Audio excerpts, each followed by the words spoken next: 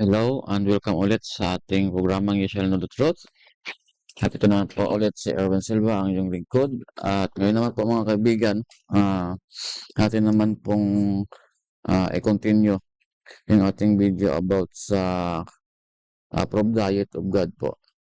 At ito po yung Wine of Babylon, Revelation 17, Part 12. Part 12b kasi yung po Part 12a. Ito po mga kaibigan, atin pong tuklasin kung saan nga ba nanggaling yung saan nag-umpisa na ipinipilit pong ipakain yung mga karumal-dumal po na nakasulat dyan sa Leviticus 11. Ito po mga kaibigan, ulit atin pong basahin. Ito yun naman gumana. Okay. With whom the kings of the earth had committed fornication, and the inhabitants of the earth had been made drunk with the wine of her fornication. Ulit, ibalikan nyo lang po yung woman of Revelation 17 and 18 upang malaman po natin na yan po ay the Roman Catholic Church. At yung video po natin na comparison between the sea beast and Jesus Christ para malaman po natin yung 7 heads po dyan with 10 horns. The beast was the papacy. At sa part 1 po nitong the wine of Babylon in Revelation 17, tingnan nyo lang po para malaman po natin kung ano po ang ibig sabihin ng wine. Dito po mga kaibigan, dito po nag-umpisa kung saan sa pilitan pong pinapakain yung mga karumal-dumal na mga pagkain including the pork, yung swine or pig o baboy na kung saan po mga kaibigan nagbuwis pa po ng buhay yung ibang tao, yung mga Jews, kasi po ayaw po nilang i-disobey yung kanilang Panginoon. At ito po nakasulat ito po mga kaibigan, ito po ay isang book, one of the book of Maccabees, no? Na ipinagmamalaki ng Roman Catholic Church na sila daw ang nag-compile nito. Kasi daw yung Old Testament kulang daw. So kaya po, in-include po nila yung mga apocryphal book. Kasama na po itong Second Maccabees. At ito po, sana po ay depensahan din ng Roman Catholic Church, ng mga Catholic faith defender. No? Sana po, kasi yung libro nyo to dapat i-depensa nyo to kung bakit nagkaganito at bakit nagkaganon. Bakit nalang ipinirsa ay pakain sa mga Jews yung mga karumal-dumal na mga pagkain na akala nila ay pagkain. Pero sa Panginoon ay hindi naman pala yung pagkain. Nowhere in the Bible na tinawag po yun na pagkain. Ito po. Not long time after, the king sent an old man of Athens to compel the Jews to depart from the laws of their fathers and not to live after the laws of God. So yun po mga kaibigan, no? Ipinilit po dito ng King of Athens. Alam naman na po natin mga kaibigan, ito po ay time na po ng Hellenistic period nung nasaan po yung Kingdom of Greece na divide na po into 4 at ito na po ang isang King of Athens, no? At dito rin po sa ganitong ding chapter mababasa nyo din po na na-mention din po diyan yung King of Ptolemaic Empire. No? And yan po is Alexandria, Egypt. Actually, ito po isinulat po ito sa Alexandria, Egypt before na compile. Yung Old Testament po from Genesis to Malachi was already compiled na po ni Ezra. Wala po to. Ito po kasi istorya ng nangyari doon sa Alexandria, Egypt, no? At saka doon sa Jerusalem, no? This is now around 300 BC siguro to. No? So kaya po ito po around siguro mga 200 BC, no? Kaya ito po sabi daw po dito dapat po wag niyo na pong sundin yung mga laws of your fathers and even not to live after the laws of God. So including na po diyan mga kaibigan yung dietary laws na ibinigay. Bakit? Kasi po dito po sa verse 18 nakasulat, Eliezer, one of the principal scribes, an aged man, and of a well-favored countenance, ibig po sabihin maganda po yung pangangatawan, He was constrained to open his mouth and to eat swine flesh. Yun po, sinapilitan po siyang ng pinabuka yung kanyang bunganga para saksakan ng karne ng baboy. Hindi po siya sang-ayon ng mga kaibigan. Mas pinili po ni Eleazar, no, na mamatay na lang kaysa po sirain o gibain o i-profane yung laws of God. But ito po ang sabi, but he choosing rather to die graciously than to live stained with such abomination. Yung mabuti pang mamatay na lang siya kaysa po madumihan siya ng mga karumal-dumal na sinabi doon sa Leviticus 11. Spit it forth and came of own accord to the torment. So, yun po. Pinatay po siya, mga kaibigan. Sana po idependo ng Roman Catholic Church sa mga Catholic Defender. Kasi po, nasa inyo to, kiniklaim nyo nga kayo ang nag-compile nito. So, nakita nyo ba? Persahang ipinakain yung mga swine flesh o kung mga karne ng baboy. Pag hindi kumain, pinapatay. So, dyan po nangyari, mga kaibigan. Dyan po nag-umpisa yung pagpapakain ng mga karumal-dumal na sinabi ng Panginoon doon sa Leviticus 11. Kaya po, inadapt rin po ito ng Roman Church kasi po, they are pagan in origin. Pagano po sila? No? Ito po, mga kaibigan, Maccabees, 2 Maccabees 7 verse 1 to 2. At it came to pass also that 7 brethren with their mother were taken and compelled by the king against the law of taste swine flesh and were tormented with scourge and whip. So, yun po, pinagpapalo po sila, mga kaibigan. Pero ano po sabi ng isang lalaki dito? But one of them that spake first, thus, what wouldest thou ask or learn of us? We are ready to die rather than to transgress the laws of our father. Anong laws na binibigay niya? That is the laws of Leviticus 11, the dietary laws. Mas gusto pa nilang mamatay kaysa kumain ng mga karumal-dumal. Yan po, mga kaibigan. Diyan po nag-umpisa lahat. Sa pilitang pinakain sa mga Diyos yung mga karumal-dumal.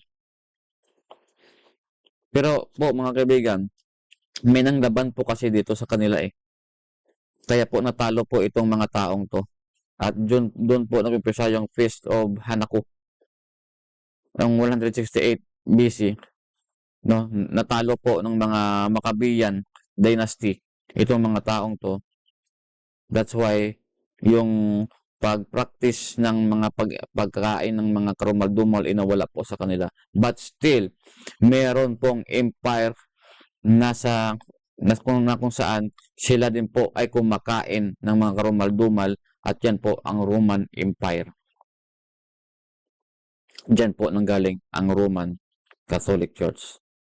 Kaya po, mga kaibigan, ito po yung katotohanan na wala talaga, hindi talaga pinapakain yan yung mga karumal-dumal, pero sa pilitan pinakain po sa kanila. Ito po, mga kaibigan, no? In John chapter 4 verse 22, ye worship know not what. We know what we worship, for the salvation is of the Jews. Yun. Kayong kumakain ng mga karumal-dumal, hindi nyo alam kung sino yung wino-worship nyo.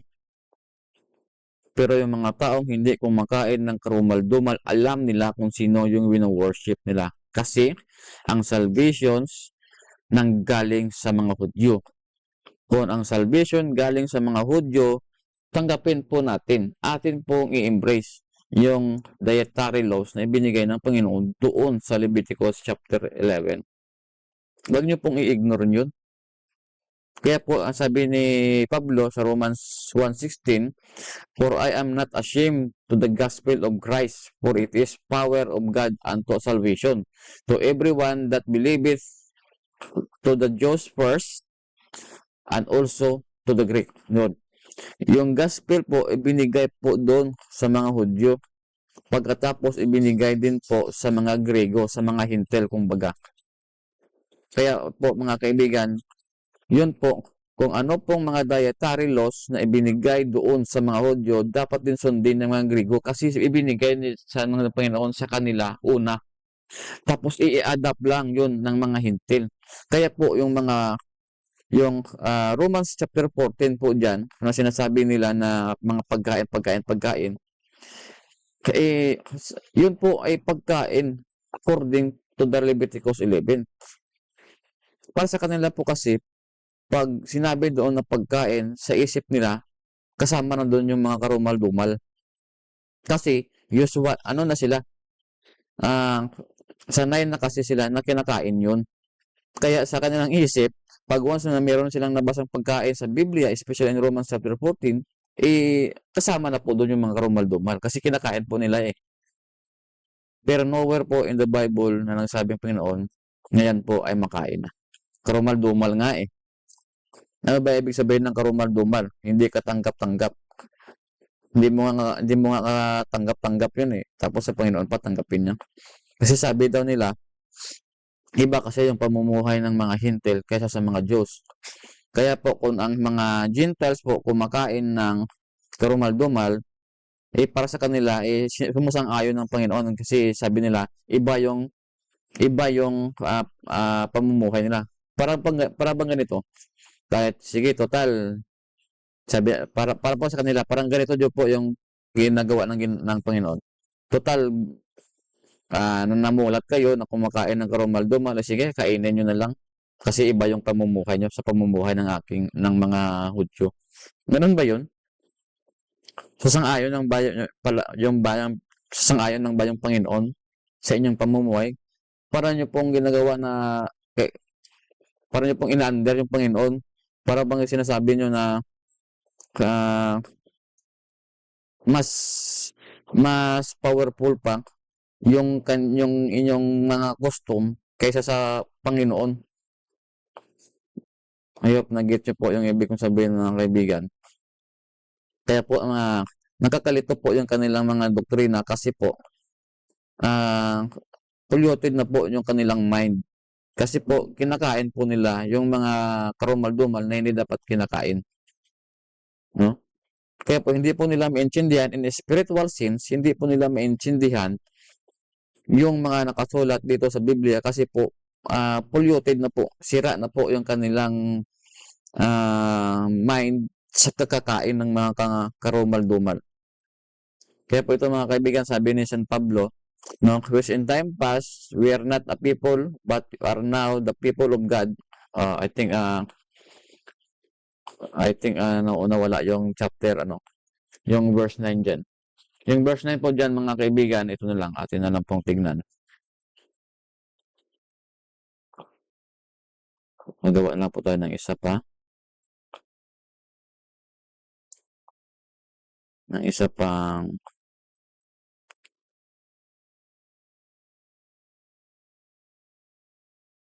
Windows Scripture.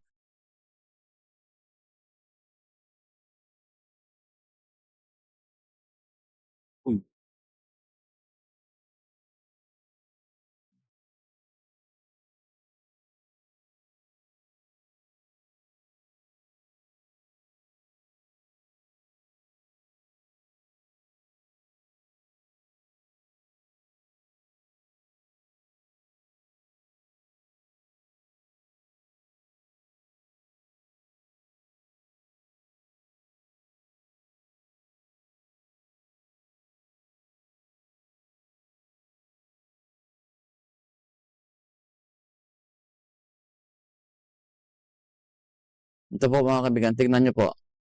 Ito po ang sabi dyan sa verse 9. But ye are the chosen generation, a royal priesthood, and holy nation, peculiar people, that ye should show forth the praises of Him who called you out of darkness into the marvelous light. Yun po mga kaibigan nakasulat dyan. Tayo na po ang chosen people, no? So kung chosen people na po tayo mga kaibigan, kung ano po yung ibinigay ng Panginoon doon sa Old Testament sa mga Israelites, dapat yun din po ang ating sundin, no? Kung ang Panginoon ay nagbigay ng dietary laws doon sa mga Israelites, no? So, sundin na po natin yung mga kaibigan. Hindi po yung Panginoon ang susunod sa atin. Customary. kundi tayo po dapat ang sumunod sa ayon ng Panginoon. Kasi po mga kaibigan, yung mga pamumuhay po ng mga Israelites doon sa Egypt, hindi po gusto ng Panginoon. Kaya po nung lumabas sila sa Egypt ng mga kaibigan, ito po ang sabi ng Panginoon diyan. Ye shall be a kingdom of priests and holy nation. These are the words that speak of the Israel, no? Yun po, yung sabi ni Pedro diyan sa 1 Peter 2:9, ibinabalik niya lang po tayo doon sa Leviticus chapter 19 verse 6. Na kung saan, kung ano po yung ibinigay na dietary laws ng Panginoon doon sa mga Israelites, yun din po yung sundin natin. Kasi baliktad po sila eh. Yung Panginoon pa yung susunod sa gusto nila at sila ay hindi sumusunod sa gusto ng Panginoon. Iba talaga pag puno na ng mga karumal-dumal na mga pagkain o ng mga kinakain nilang karumal-dumal, pag once na pollute na yung kanilang mind, yung gusto nila, Diyos na ang susunod sa kanila at hindi na ang Diyos yung kanilang sundin. Baliktad na po yung kanilang pag-iisip mga kaibigan. At ito po, sabi po dyan, I think that is Exodus chapter 12 po yan mga kaibigan, verse 38. Hindi lang po Hudyo ang sinasabihan ng Panginoon doon sa Exodus chapter 19 verse 6. Kasama na rin po doon yung great multitude. Hindi po yan sila mga Israelita. Kasama po sila doon sa dietary laws na ibinigay ng Panginoon kasi po nandun po sila sa loob sa community ng Israel. Kaya po pati sila dapat pong sumunod ng dietary laws. Yan po hintil po sila, hindi po sila Hudyo. Kaya po ito po ay isang batayan na hindi lang po para sa mga Hudyo ang dietary laws of Leviticus 11, kundi pati na rin po sa mga hindi Hudyo, yung mga mixed multitude na yan mga kaibigan. At ito po, sabi ni Paul in Hebrews 13 verse 8, Jesus Christ, the same yesterday and today and forever. Hindi po nagbabago yung desisyon ng Panginoon. Pag sinabi ng Panginoon, ang Leviticus 11, yun na. Hindi na po magbabago. At ito po, ang si Jesucristo na hindi nagbabago yesterday, today, and forever, siya rin po yung God na nakasulat sa Malakay, for I am the Lord, I change not. Therefore, ye sons of Jacob are not consumed. Siya rin po ang Panginoon ni na Malakay na hindi po nagbabago ang isip. Kung ano na po yung sinabi ng Panginoon, yun na po. Sundin na po. At huwag niyo pong gawin na ang Panginoon pa mismo ang susunod sa gusto niyo. Yan po mga kaibigan, doon po nanggaling kung bakit po pinapakain sa mga tao yung mga karumal-dumal na according to Leviticus 11 kasi po na-decree po yan noon ng mga Hellenistic period ng mga kings. At inadapt na lang po yan ng Roman Empire hanggang sa ngayon, inadapt din ng religious organization, both political and religions, power, that is the papacy, the Vatican, inadapt na lang po nila yon na ipakain sa mga membro nila. Yun po ang istorya niyan mga kaibigan. Sana po mga kaibigan, huwag niyo rito masamain kasi po ito naman po, hindi lang po to sa health reason na kaya binigay ng Panginoon yung dietary laws. Ito rin po ay nakakatulong sa ating spiritual na pamumuhay. Kaya po, hindi po nila maintindihan kung ano ang nakalagay dyan sa mga nakasulat sa Biblia kasi po marupok na yung kanilang mind kasi po kinakain nila yung mga karumal-dumal na hindi dapat pinapakain ng Panginoon sa atin. Ulit po, ito po si Erwin Silva, and you shall know the truth.